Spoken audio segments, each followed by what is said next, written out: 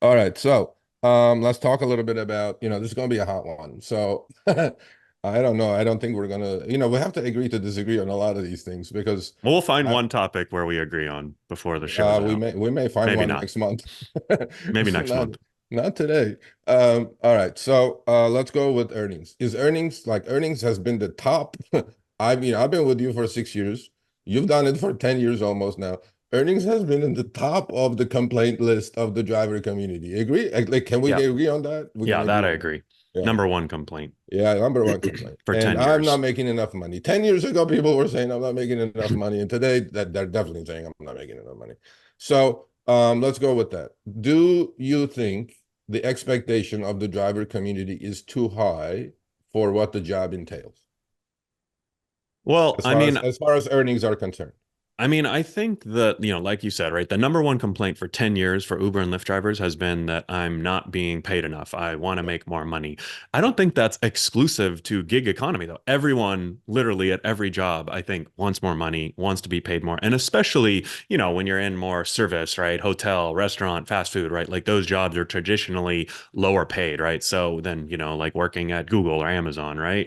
And maybe at Google and Amazon, they still care about money and they want to make a lot, but maybe that's not everyone's number one concern. So I think that, Yeah. this isn't like it shouldn't be a shock that everyone wants to make more money. And I guess as far as their expectations, like, I guess yeah, I think the expectations are too high. Honestly, like Okay. one of the best things about driving for Uber and Lyft is that anyone and everyone can do it, right? But like, what do we always say? Like, we joke that, hey, all you have to do is have a car. You don't even need a car. You can rent a car, right? You don't even need a car. You just have to Yes. pass a background check and then have a pulse, and you can drive for Uber and Lyft, right? So that's Yeah. really all that's needed, which is great. If you've just been laid off, if you need temporary work, if you need a flexible schedule, right? All the things we like about driving for Uber and Lyft, right?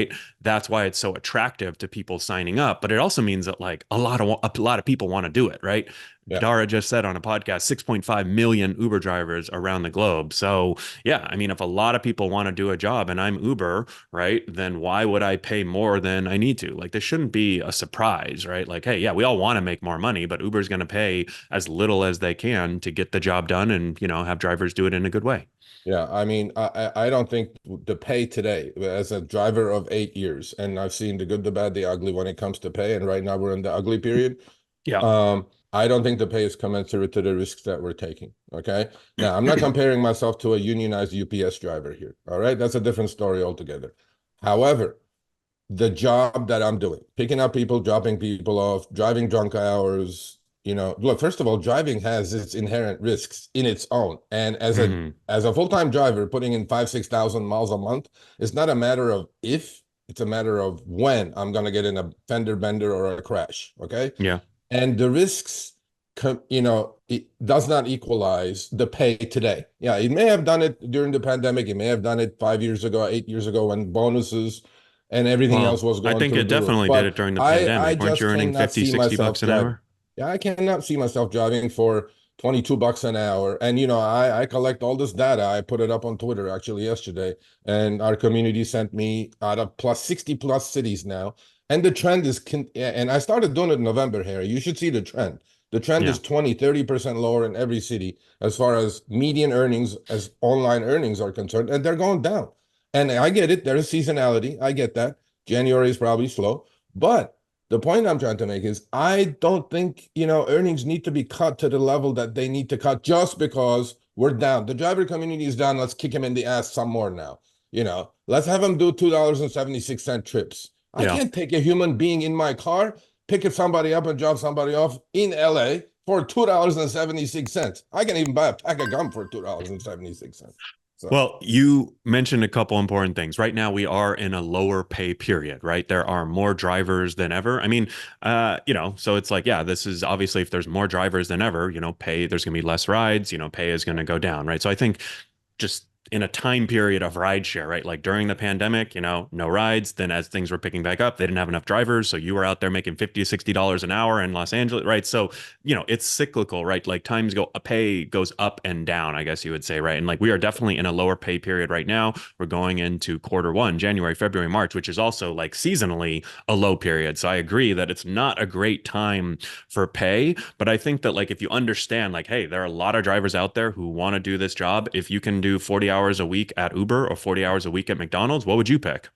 Making Yeah, this about the same but amount of okay, money. look, If you can make about the same amount of money, right? Like Uber is a no-brainer, right? You get paid instantly, you have a flexible schedule, right? As long as the pay is about the same. What if it's 15% less than working at McDonald's? I mean, I think a lot of people might even still choose Uber, right? So I'm not saying that it's right or it's a good thing, but I'm trying to help drivers understand why the situation is that it is. And like, hey, well, did you that's a work given. your That's a ass given. off? Do you That's a work your given. ass But off when times are good, right? Like, because, during the pandemic, when you can make 50, 60, 70 an hour, right, driving in LA in a top market, did you really like put money away for a rainy day, like this period that came, right? And I bet a lot of drivers didn't. And so, again, right, like, I think that I guess I don't like always blaming. I never like blaming other people for my problems, right? It's like, hey, this is a well, me just like problem. I'm going Travis to said, figure out right? this Yeah. situation. Yeah, just like the viral video with Travis years ago when he was in a car of the driver saying, "I bought this car," and Well, look, yeah, yeah, I think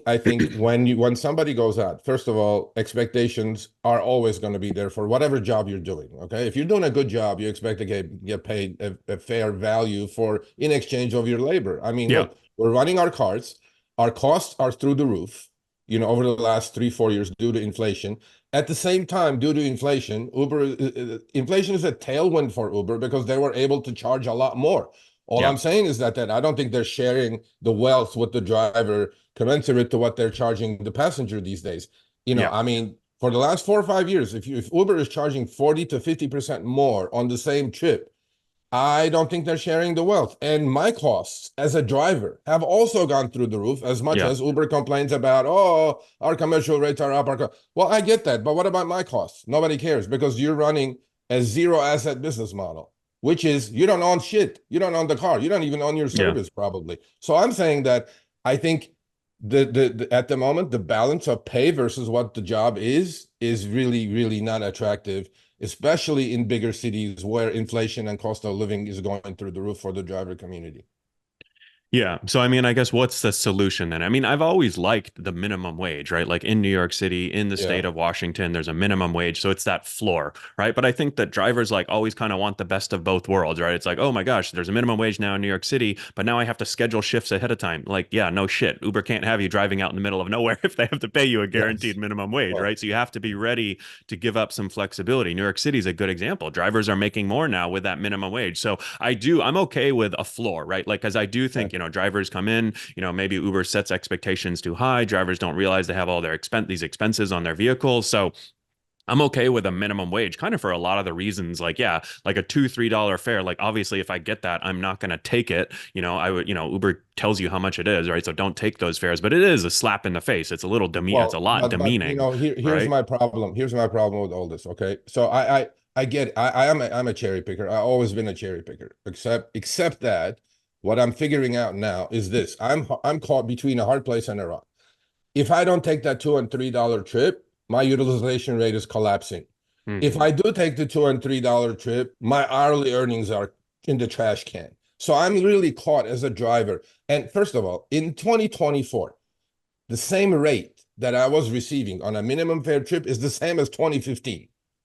That's just got to change. I mean, if Uber and Lyft are going to do anything about earnings, min fare has to be at least $5 in every city because those are the trips they're making the most amount of money. Their take Yeah. rate is the highest. I mean, look, they're charging $8, paying me 250. Bro, no, I can't transport But a human being for $2.50. And But I mean, obviously people are doing it. Otherwise, Uber yes, wouldn't keep unfortunately, sending those desperados are offers, right? doing it. So I Yeah. think that's kind of where like I get so I think we agree, right? Like Uber and Lyft definitely should pay more. They should have a higher minimum fare. They should have a minimum wage. But if people are going to keep taking these trips, I wouldn't expect that to change anytime That soon. is So if the I'm an problem. individual driver, the decision that I need to make is like, hey, how am I doing, right? Like, what's the average driver in my city making? Like, first of all, if you're the average driver, like, you should definitely be making more than the average driver with all the information that you give out, that we give out on the channel. Like, there's no way you should be an average driver. It is not hard to be above average, when it comes to earnings. When you drive for Yeah. Uber and Lyft, you put a little to a medium amount of effort and you should be above average. So if you're the type of driver who's like already out there,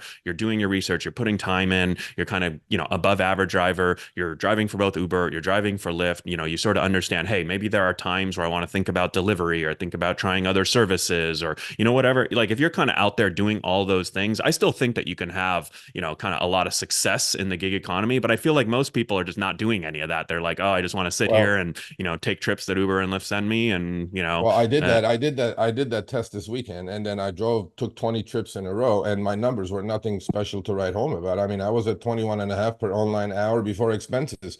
If I took that out, I'm down to 16 and a half, 17, which is minimum wage in LA. Yep. The So, I risks mean, I'm basically, taking, you made minimum wage driving in Los Angeles, right? And so, I guess, like, yeah, the risk for you personally, right? You feel like the risk you're taking is not worth it, right? no, That you should be making more money, right? Like, every person is different, right? And so, I think that, like, if everyone has all the information and all the data, like, make an informed decision at that point. yeah, well, that's what we're trying to do. But one last thing about this pay structure that they have instituted under Yeah. upfront What's your pay. final word? My final word is upfront fares needs to have a massive, massive overhaul because drivers are driving for less. There is no question about it. The rebalancing, consistency of earnings, whatever we were sold in, let's say, last quarter of 2022, that is not factual. Long trips are paying less. Short trips are paying less. I mean, we had Yeah. this for a year and a half now, and Well, I am definitely making less money with upfront fares. There is no ifs and buts in that's my not even mind. what we're debating right now, but No, okay. I know, but what I'm saying is that I'm making less money because of upfront fares. And making less money is the topic. I am making less money. And even if I were to be above average, look, I cannot All work right. for minimum wage and take the risk I'm taking driving for 11, 12 hours a day. It just I doesn't guess work.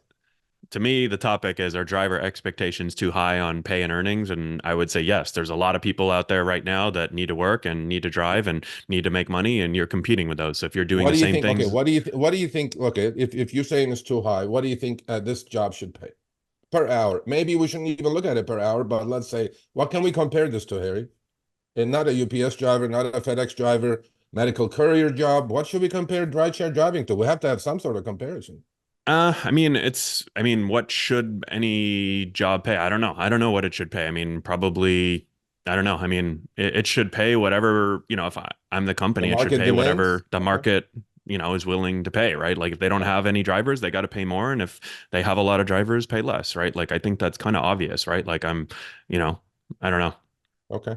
All right. All right, we'll So see what people say about this. They're we'll see probably what not going people to say. like No, what I I had to think say, but yeah, I think a lot of people say I'm not getting paid enough. Thanks for watching Crossfire, our new debate show on the Rideshare Guy.